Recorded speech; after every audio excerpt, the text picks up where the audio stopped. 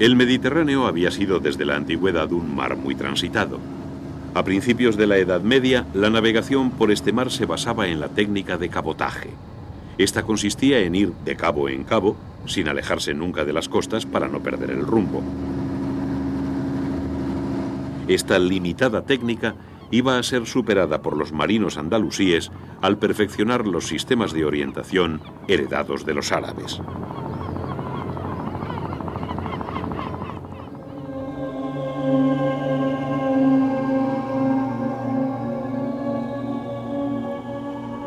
Para los árabes, la orientación era un asunto especialmente importante. Para desplazarse por un paisaje cambiante como el desierto, hay que recurrir a referencias estables como son las posiciones de los astros. Los árabes desarrollaron la astronomía por este motivo. Pero además, con la aparición del Islam surgieron una serie de rituales para los cuales se hacía imprescindible tener conocimientos precisos de orientación. Por esta razón surgió una disciplina especializada en poner los conocimientos de la astronomía al servicio de la religión. Esa disciplina se llamó Miqat y los hombres encargados de ejercerla fueron llamados Muwaqit.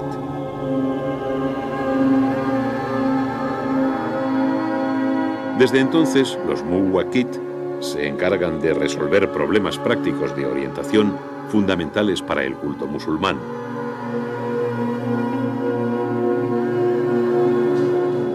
Uno de ellos es fijar con total exactitud la dirección de la Qibla, el muro de oraciones de las mezquitas.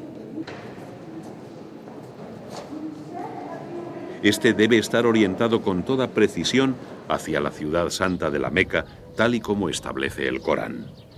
La necesidad de conocer la dirección a la Meca es necesaria para otros rituales islámicos, como el de colocar las tumbas mirando hacia la Meca en los cementerios, o el sacrificio de animales para el consumo humano, durante el cual el matarife debe mirar a la ciudad santa. Esto mismo debe suceder cuando se procede a la lectura del Corán.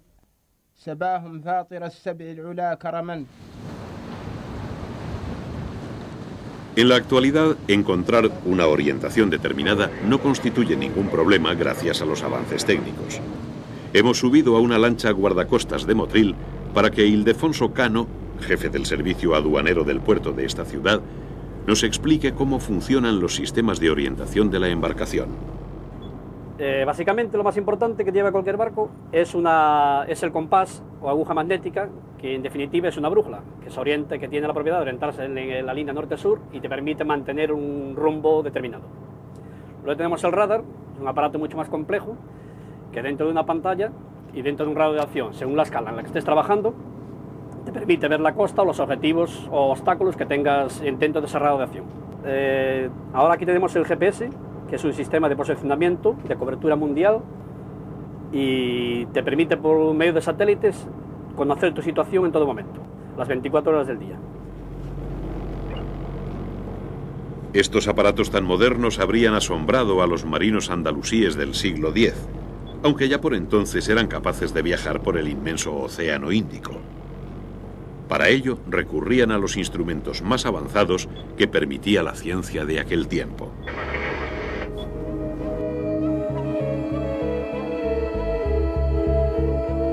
Para conocer cómo se produjeron estos avances, nos hemos desplazado hasta el monasterio de El Escorial.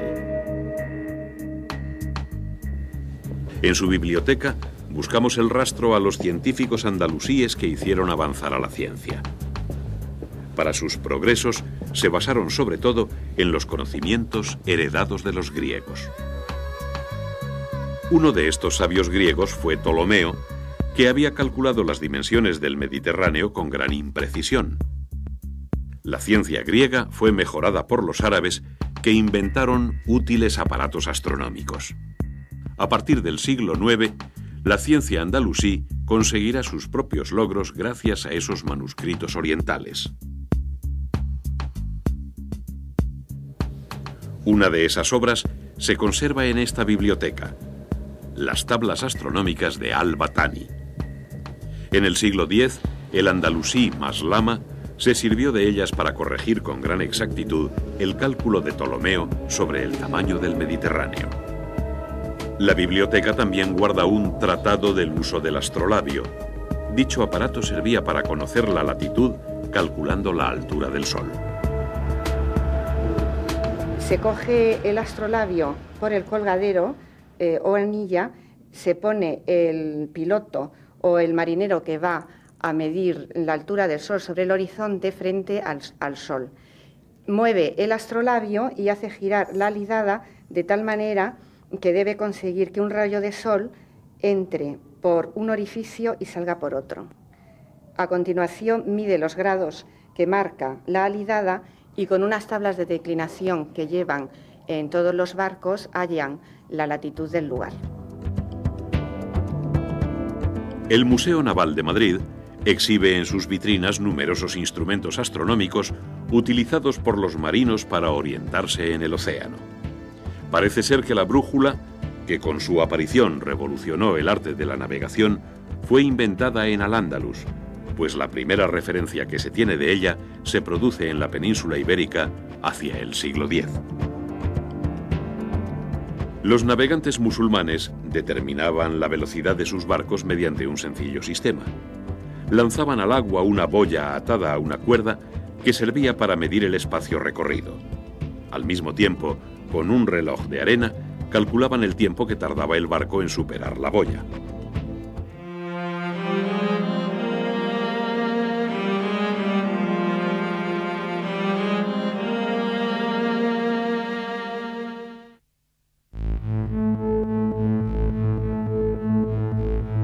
Tras la proclamación del califato, la corte de Abderramán III se convierte en un gran centro cultural y científico.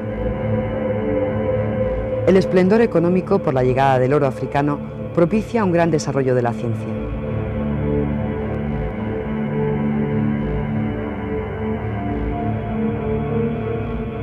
Nacen gran cantidad de tratados sobre disciplinas tan diversas como la astronomía, la medicina o la agronomía, todos ellos obra de sabios andalusíes. Al-Ándalus ya no depende de los avances llegados de Bagdad.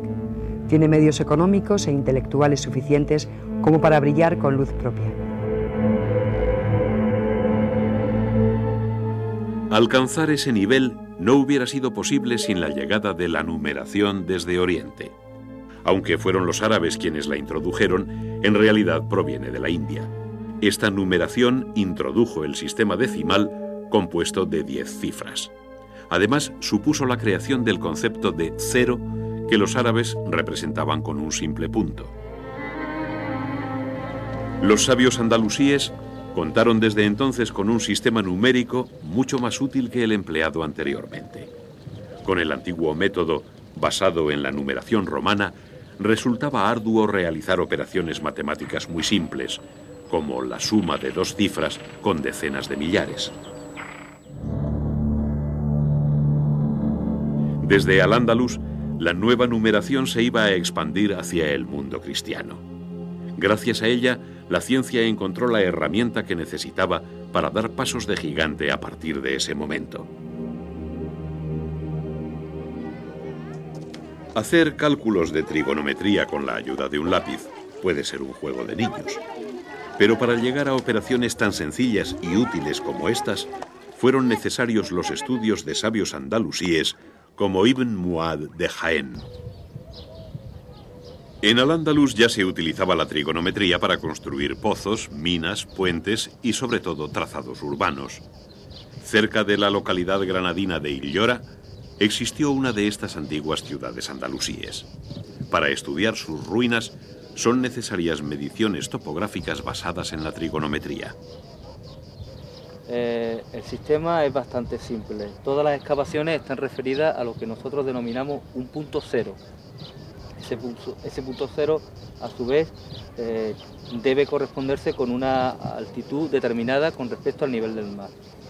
Cada vez que nosotros necesitamos saber una profundidad de la zona en la que estamos excavando, montamos el nivel y tomamos la profundidad, la diferencia de cota que existe entre el nivel y ese punto cero. La siguiente. Los avances científicos y técnicos de la época del califato no solo propiciaron el bienestar de las gentes de aquella época, con el tiempo se convirtieron en pilares sobre los que se basaron otros científicos para hacer progresar a la humanidad.